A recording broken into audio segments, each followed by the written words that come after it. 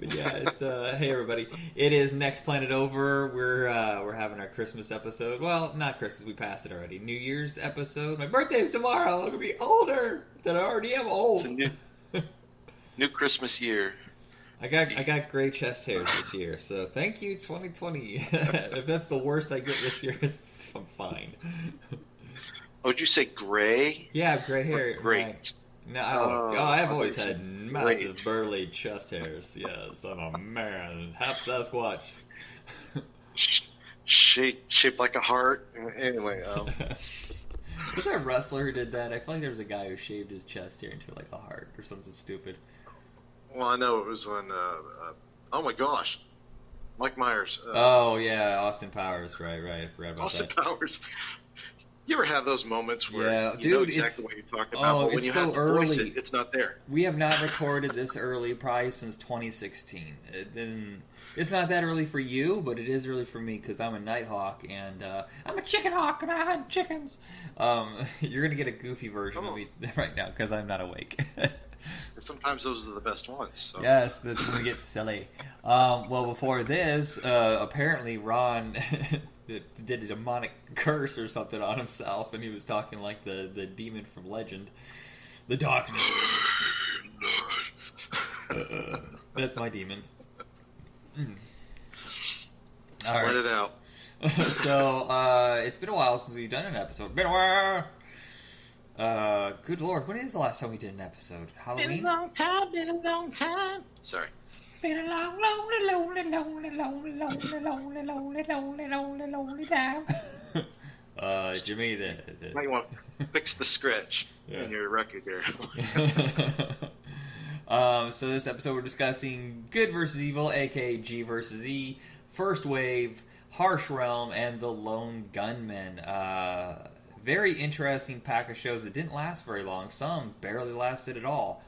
So let's start off with the shortest lived one, Harsh Realm, which I believe only lasted 2 or 3 episodes before Fox canceled it. Which really bums me out because out of all of them, I really liked this one. It's the one they had everything, all their hopes on for the season. You know, it was Chris Carter's first post. Well, no, X Files was still going at the time, right? Harsh Realms. Let me see what year this was. Well, X Files went on forever, so yeah, it went on for like 2 more seasons after this. But this is the one that they're like, oh, Chris Carter has something else, another franchise he wants to launch, and it was based on a comic book, and they had high hopes, and it just didn't happen. I watched the first episode, I was like, it's okay. So I watched the one. No, first 2. Yeah, I did the same thing. That's right. This is the one I actually went on. We're supposed to watch the first one, right? But this one piqued my interest. Now, I've seen The Lone Gunmen. I watched it when it was on, but I was really bummed to hear there were only 9 episodes, and they only aired 3? Yeah, it's something like I know it didn't make it to the end. I'm trying to find how many episodes actually aired, but it doesn't say. But I know it was a real quick, like, oops, we screwed up. Well, that's the problem is they air them on Friday nights. It worked once, just once, with X-Files, and everything else they put on Friday nights died a horrible death. Yeah.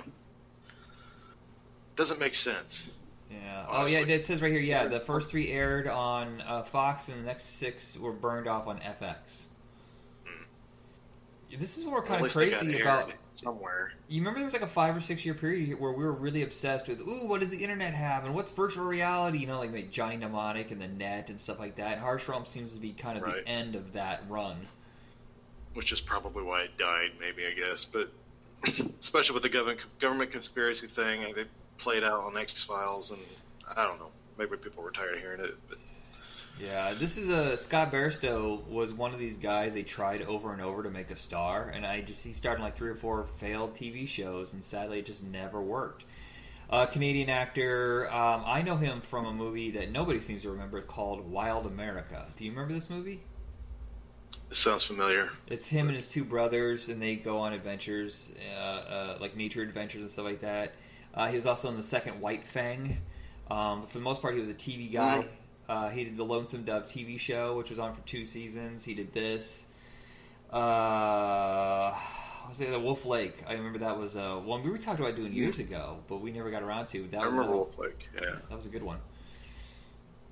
What's in this one? DB Sweeney. Or as me and my sister will say, DB Sweeney. It never stops being fun. DB Sweeney. Who he has a sci-fi pedigree with Fire in the Sky, so I think he works well in this genre. He doesn't do it very often, though. No, sadly. Yeah. Did you watch Jericho at all? Yes. He was a Love bad guy. Jericho, another show that ended way too soon. Yeah. It's continued in comic books, but I've never read them. Mm. Oh, and come on, Terry O'Quinn. Raise a glass for Terry O'Quinn for being like a king of genre. He just, from Stepfather, Silver Bullet, Lost, even like the Westerns, because he was in Young Guns. I love Terry O'Quinn. Santiago. Wait, yeah, he was in Young Guns. Totally forgot about that. Am I wrong in thinking that he was also in Millennium? Like, he just went from... Oh, no, that's right. I'm so stupid. This isn't the first Chris Carter show outside of X-Files. Millennium was on for like 3 or 4 years. Mm-hmm. I never saw that show. Is it good? I want to say I've watched it, but I can't remember a thing about it. I'm drawing a blank. That's the one with Lance Henriksen where it's really dark and creepy. He's like, I think he sees things that are gonna. I can't remember now. All these shows kind of flow into each other. We'll get to it one day. Millennium TV show. Yes. Okay. Yes, I know what you're talking about. Which is ironic that the show never lasted to the Millennium. It's conspiracy is what it is. Well, I wonder if he had a deal with Fox that when one show ended, he automatically had another one ready to go, because the minute Millennium ended, he had Harsh Realm, and the minute Harsh Realm ended, when he had Lone Gunmen. So, Mark Snow did that music too. I'm sorry, we're getting off the... No, Mark Snow's like one Millennium of those guys. He's a journeyman, but he did a lot of Chris Carter's shows. Yes. I like his music, so... Yeah.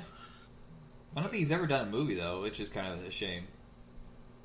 Oh my god, I'm looking at this right here. Sorry, I moved on to the next show, The Lone Gunmen. Now, Harsh Realm did not start off very strong. It only had 7 million people for the debut, and then it just petered out. I can't believe how fast Lone Gunmen dropped. The premiere episode was 13.2 million viewers. And then by the time its series finale, 3.6, because they moved it from Sundays yet again to Fridays. Dumbasses. Oh, seriously? What took its place on Sunday? Do we know that? Or? Oh, I'm guessing they probably just brought... I bet you it debuted during an X-Files hiatus between new episodes, and that's what happened. Probably. So I remember them being introduced in X-Files, and it felt a little weird. I don't know why they brought them in, or maybe... I don't know. Maybe you can tell me this. Did they give them their own show because they did so well?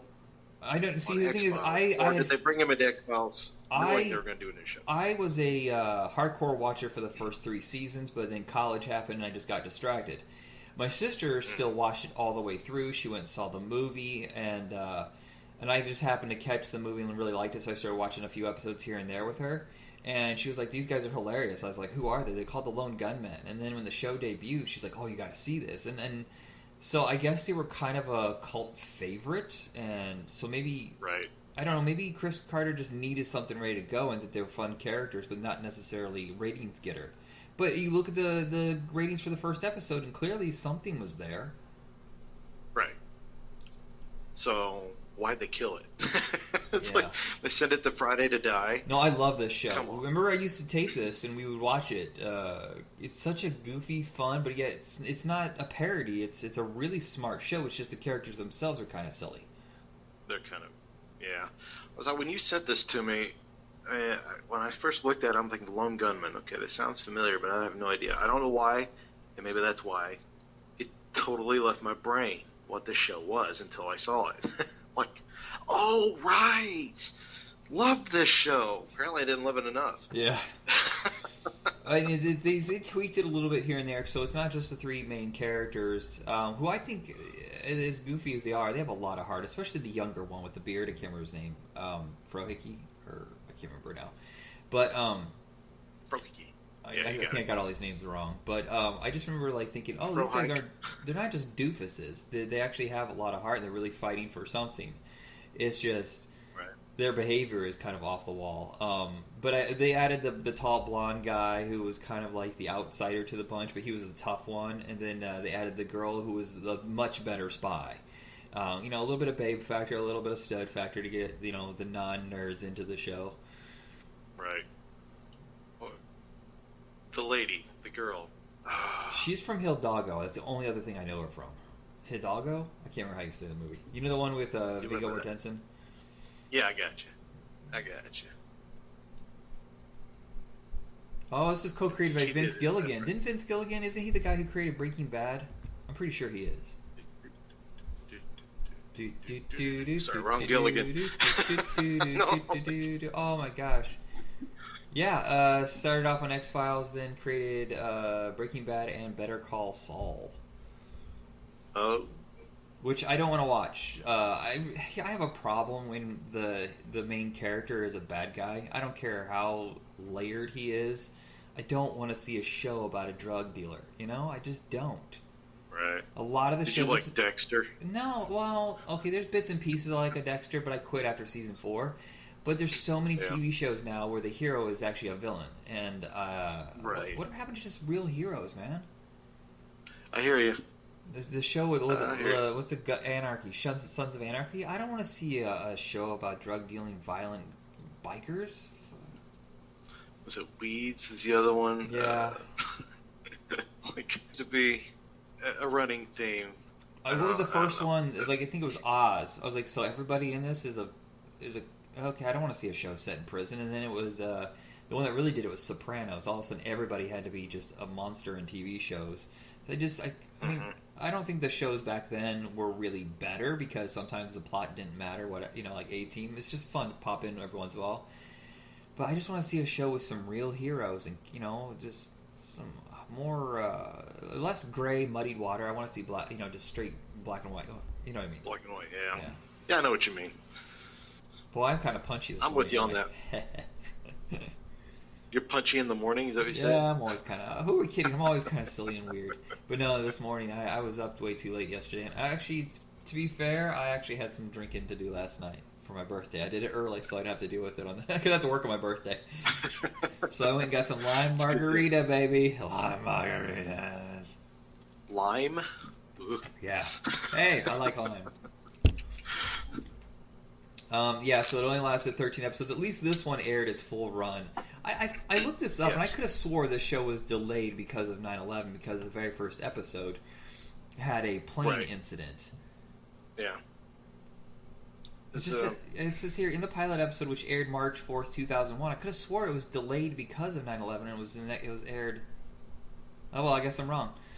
But that is a little disturbing that the first episode's about crashing into the World Trade Center. That's hard to... It was a little... way too close to home. Yeah. I feel like somebody watched this. I'm like, oh, huh. I know, right? Anyway, yeah. But besides that, if that bothers you, skip the first episode. The whole cast doesn't really get together until the second episode, and the hijinks, the one where they're doing the kung fu stuff, and they got the short little guy who looks like a toad. They have him on wires with this little thing across his throat that gives him, or when he had a retainer or whatever that would speak Japanese for him. It cracked me up so much because their stuff is so high level ridiculous that you can't help admire it. So that's right up my alley. Yeah, so, very geeky. Anyway, I guess on the final episode, I feel like that they apparently died or whatever and left you with a cliffhanger. And since the show got canceled, you never got to find out. And then they brought them over to the other over to X-Files to finish their story. Yeah. All right. They did that. So they brought X-Files back, right? Yeah, it's come back I think twice for short seasons, 6-episode seasons, which is weird. Now they don't really need to do movies. You can tell the whole story, but you're not required to do it in 13 episodes. You can just do it like the way British people do it. 6 to 8 episodes. Right. Which is fine, I guess. It's just that whole anticipation factor sucks. Yeah. It's just funny because I watched X-Files religiously when it was on air, but at some point I lost interest. I got to the movie and then which is weird because that's my kind of thing. Yeah, the first movie I think is really great, and I think there was too much of a gap between the first and second movie. And they released it against Dark Knight Returns, which was a terrible, terrible idea. Bad idea. Yeah. Or I think it's just called The Dark Knight. So that got slaughtered. It's not bad. But by this point, I think just the whole world got so complicated. Plus, everybody quit at the end, remember? It was just Robert Patrick and Annabelle Gish. So it didn't even feel like the same show. It felt like a spin-off. Right. X-Files, Las Vegas. Yeah. 2.136. Anyway. God, they never really matched up. Those first couple seasons, though, were so amazing. And it's just, I think it got bogged down in too much of a, hey, not only do we have to wait around to find out what's going on in this conspiracy-based world, but hey, what happened to my sister? You know, remember he was always looking for his sister, and it was just taking forever. And will they or won't they? And sometimes they drag that stuff out too long. I still think every TV show needs to end at 5 seasons. Yeah, you're probably right. As much as I hate to disagree. Now, the only way that it fixes itself is when you have a big overhaul. Like, it works with Cheers, because after 5 seasons, we get with Diane left, and then I can't remember Kirstie Alley's character, Rebecca. It felt like and of course Woody Harrelson got added in somewhere in there too, so it felt like a newer show. So sometimes you have to reconfigure stuff, and I guess that's what they're trying to do with X-Files instead of just ending it. But maybe they should have just done a spin-off. Right. So you get to things like, was it Supernatural that went on for oh my god, I think it just ended in like 14 years. I quit after like the 6th episode when I was like, they're just ripping off movies now that are popular. Right. Like, I mean, I was in it for maybe 3 or 4 seasons, but I just got to the point where I'm like, yeah. So I'm with you. About 5 seasons probably enough. It's so hard because I mean, I would think about one of my favorite sci-fi shows of all time, Stargate, but they had to rejuvenate it, so it felt like a different show by the time season 7 rolled around. Let's say what when they brought out. Here I go again with the. It was there, now it's gone. Here I go again with my brain. The one that had gold from. Oh gosh. Mike, we shouldn't have done it this early. My brain's fried. Excuse us while we have technical difficulties. What was the last Stargate? Stargate Universe. Universe. Okay, so I actually like that. Yeah, I haven't seen that one yet. I gotta watch it. I bought Atlantis and the original for Christmas, and the Universe I think just came out last week. Yeah, Universe was looking really good to me, and then it ended abruptly. Oh no! So there's no wrap up? Oh, that's a bummer. Well, I won't spoil anything for you, but I mean, definitely watch what you can because it was worth it, in my opinion. But you know, I think it should be against the law. Against the law to end a show on a cliffhanger. You have to have some sort of wrap up. I don't care if it's a mini-sode on the internet for 10 minutes. Just wrap it up. Right. Have the writer narrate what would happen. I don't care. Do it with sock puppets. Today it's story time with. One show that didn't really end. I guess it didn't necessarily need an ending, but it seemed like there wasn't a resolution. Was one of my favorite shows of the millennial age was G versus E, aka Good versus Evil. I love this show so much. It's so and it's apparently very, very low budget, like $400,000 an episode, which is nothing. And they just really clever guys that shot this on really fast, really creative. I mean, did you watch it when it was on? I don't think I did because I would have remembered just how. Okay, I didn't get past the one you sent me. That's okay. It's fine. Well, we only have so much time. If it got better, that'd be one thing. But the very first one, the pilot, oh my gosh, it felt so bad, so rushed, so like I feel like I'm missing a lot of stuff here. Yeah. Well, a lot of the pilot isn't trying to take what should have taken an hour and crumping it down into something smaller. Yeah, it's the pilot isn't the strongest. It gets better as it goes because they dive more into the mythology and the characters and their history. But the first one's just meant to like be hip and cool and get your attention. So it's like a hybrid of like a cop show from the 70s mixed with Quentin Tarantino and a little bit of X-Files thrown in. But It's all hinged on the two main guys. Richard Brooks and Clayton Rohner are so good together, and it has its own vibe. And it has a sense of humor with with some seriousness in it. But basically, Clayton Rohner's character is killed, and then he's given a second chance instead of going to heaven or hell. He's in kind of a limbo, but he spends his limbo on Earth, and only way to redeem himself is to take out Morlocks, which are basically demons, and they do deals with the devil. So if you want to be a famous rock star or something like that, or an actor, you sign a deal with a Morlock, you give away your soul, but you get all the fame and fortune that you've ever wanted. And it's their job to either, they have to slay you or get you to recant, or whatever we call it, go back on your soul bargain. Right. So that's the part I think it got me, where I felt like it should have been more like an hour and a half movie or something like that. Because the part where he dies, and then all of a sudden he's working for these people, and it literally took place in like 10 minutes. Yeah. Well, the problem want to sit back and take some time and think about this. This is the time that USA was starting to branch out in more productions, but they didn't want to up the budget. This is before Burn Notice really made them a good network, where they spent serious money on it. And like I said, $400,000 on an hour-long TV show is nothing money. And as the show went on, the budget got bigger, but it only lasted 2 seasons. First season was on USA, then they realized, what are we doing? Let's go move this over to Sci-Fi Channel, which is where it should have been in the first place. And then it was called Good versus Evil. And then they add some more people to the cast. There's a female team member that joins them. I'm trying to look here. It was 2 short seasons of 11 episodes. I think it's a lot of fun. It's really hard to find. Most of the episodes online look like garbage.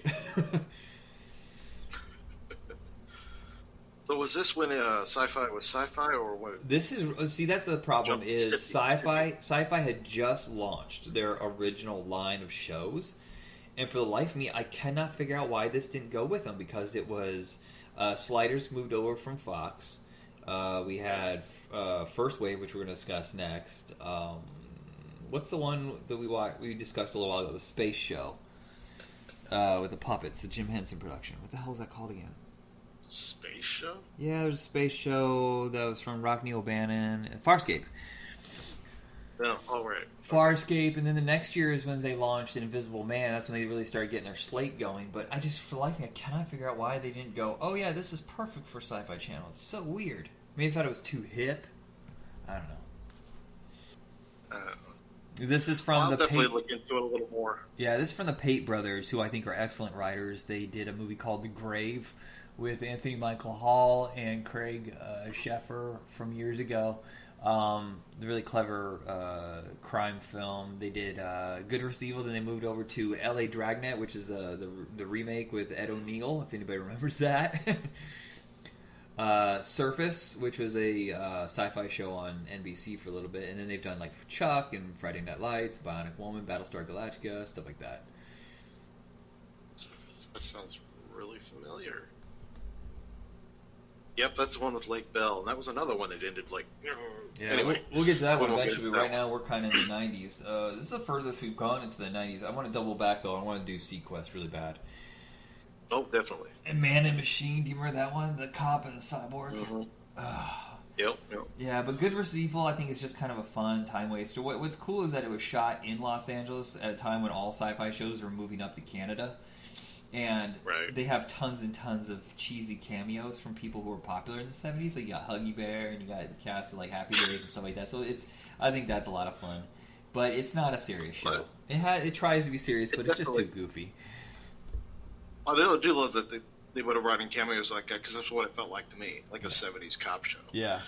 The one dramatic part about it, though, is the fact that he cannot tell his son who he is, because if he does, it breaks the deal and he goes straight to hell. But also, like, he doesn't look like himself. Like, in a mirror, he sees himself, but to other people, he looks different, so that way no one can tell. Because something, I can't remember why, if they would find a way to get to his family, the Devils, or the Morlocks. Yep. Yeah, so that's it on that one. And our final show, I think, is surprisingly very good, and I want to go back and watch more of this, is First Wave, which is from Francis Ford Coppola. I should have known it was going to be good. I mean, he doesn't... Oh, yeah. mean, that name behind a show is going to be great. This one started off a little slow, but once it starts building its conspiracy, I mean, it goes from 0 to 60 real fast. First 10 minutes are like, what's going on here? I don't know. And then all of a sudden, boom, go. And I was just shocked at how good it was. I do recall where... rewind. Go. I recall watching this when it was on. Not sure if I made it through everything, though. But what's it in the movie that came... No, it was a TV series, actually. No, it was a movie. Fifth Wave, when it came out. I'm like, is it any relation? Oh, right. The teen sci-fi alien abduction movie. Yeah. Whatever it was. I don't think it is any relation. But anyway, it's... I do recall liking it very much. It's another one of those along the lines of, like... what was it? War of the Worlds that was on a while back that I remember watching, but I don't remember the end of it. There was another one, Earth Final Conflict. It felt a little bit like that too. Like, that's interesting. I will definitely go back and try and watch this one again if I can find it. I know it's on DVD somewhere. Yeah, it came out from Alliance Home Entertainment, so it means it's going to be imported from Canada. It's a Canadian production. But my problem with a lot of the sci-fi shows shot in Canada is because it's so cloudy and cold, and there's just a different feel to American shot sci-fi. But it works for this because the subject matter, the metal, the look, everything, the concrete, the way they film it, it's just a cold, scary show. Yeah. It's not horror, I should say. It's not that kind of scary. It's just the way the conspiracies and everybody's hunting them down and all this stuff to keep them quiet is really fascinating. Yeah. So I want to watch more of this. I remember that... V. What's that? Along the ilk of V. Yeah, it's been much more serious. And more like the newer V. Much more serious, yeah. Mm-hmm. That's where I was going with that one. Yeah. The first one was campy. Yeah, it's fun though. It's so campy and trashy, but which is such a far distance from the original miniseries. Right. Well, that's not true. There is a scene where someone disconnects their jaw and swallows a gerbil whole, and it looks so ridiculous. That might have just been a throwback, That's for the fanboys. But yeah, First Wave looks really cool. I remember in the third season they were desperate to save, and they added Tracy Lords to it. And I don't know if Tracy Lords is a good actress. I've honestly never really seen her in anything except John Waters movies, which she's meant to be campy in that. So I don't know if it helped the show. It didn't help it in the ratings though, sadly, and it did cancel. Hopefully it had a real ending. I don't know. Did you watch it all the way through? That's what I was saying. Like War of the Worlds. I don't remember the end. I don't remember if there was watch it again. Sorry, got me. I think half the problem, Mike, is the fact that we watched way too much crap when we were did. Like, I can't remember everything. I'm like, not that it was crap. You know what I mean? Lots of feds. I can't even find it on Amazon, dude. I don't know if it is available. That's no First way. Wave? Yeah. What? Yeah. I'll look it up on eBay, but I want to see if it's available. We found it on Yahoo. Not Yahoo, oh my god, YouTube.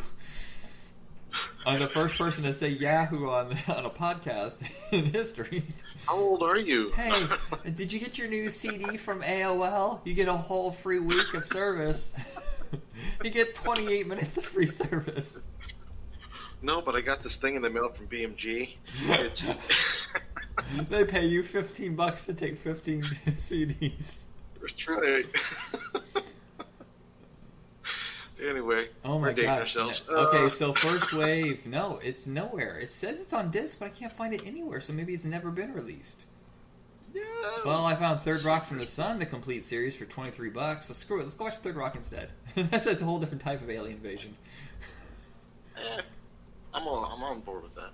Yeah, I find one for like season 1 of First Wave imported out of stock. Yeah, of course. Great. Oh, maybe we should just start our own company and start releasing this stuff ourselves. Forget it, we're gonna be rich. Bootleg imports. No. I'll just buy the rights, and if I won the lottery, like a lot of money in the lottery, not like $23. I won the lottery! Okay. Everybody's all excited for you. Enough to buy lunch for me! Maybe have a tank of gas. Who wants pizzas? 2 of them from Little Caesars. Pizza. It's a 2 for 1. Yeah. No, if I went like serious cash, I would love to have like a company that would release in some of these TV shows and movies. And I mean, movies don't seem to be too lost, but some of these TV shows are so hard to find. Yeah, do a lot of invest in repair work and that sort of thing as well. I just wonder how some of these shows are saved. You know, are they on VHS and they just deteriorated? Yeah.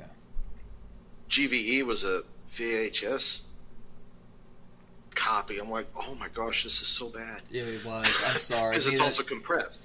Yeah, it might have been part of the reason why you didn't like it so much, but but it had so much potential. Right. I would love to just get these shows and just put them out. Damn it. They shouldn't be forgotten. Alright, so that's it for this episode. Check us out on Facebook under our page for fans of sci-fi, horror, and fantasy called Nick's Planet Over. And Ron, Happy New Year. You too, bro. 2021 be better, please. Please. Ugh, I'm pooped. I'm going back to bed. Sorry. Be excellent to each other, everybody. Goodbye.